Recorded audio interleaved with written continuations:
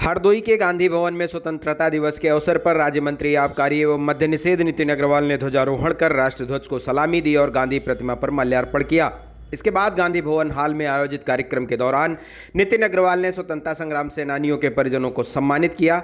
उन्होंने स्वतंत्रता संग्राम सेनानियों के त्याग, संघर्ष एवं बलिदान को नमन करते हुए कहा कि उनके अदम्य साहस और देशभक्ति के कारण ही आज हम स्वतंत्र भारत में जीवन जी रहे हैं। स्वतंत्रता संग्राम सेनानियों का संघर्ष और उनके आदर्श सदैव देशवासियों के लिए प्रेरणा स्रोत रहेंगे। उन्होंने कहा कि हम उनके इस बलिदान को कभी भूल नहीं सकते हैं और उनके बलिदान से हमारे आने वाली पीढ़ी भी प्रेरणा लेती रहेगी कि आज हम स्वतंत्र भारत में सांस ले रहे हैं।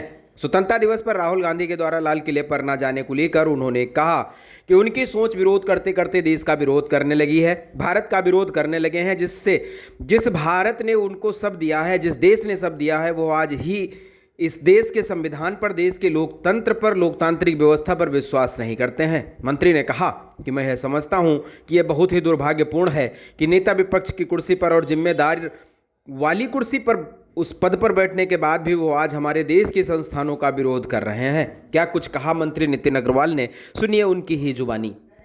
तो पूरा देश बहुत धूमधाम से, उत्साह से अपना 80वां स्वतंत्रता दिवस मना रहा है।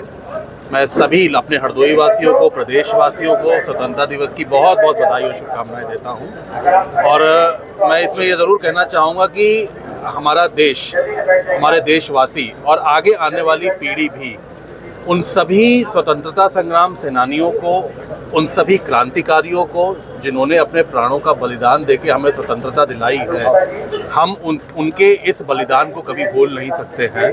और उनके इस बलिदान से हमारी आने वाली पीढ़ी भी प्रेरणा लेती रहेगी कि आज हम स्वतंत्र भारत में सांस ले रहे हैं।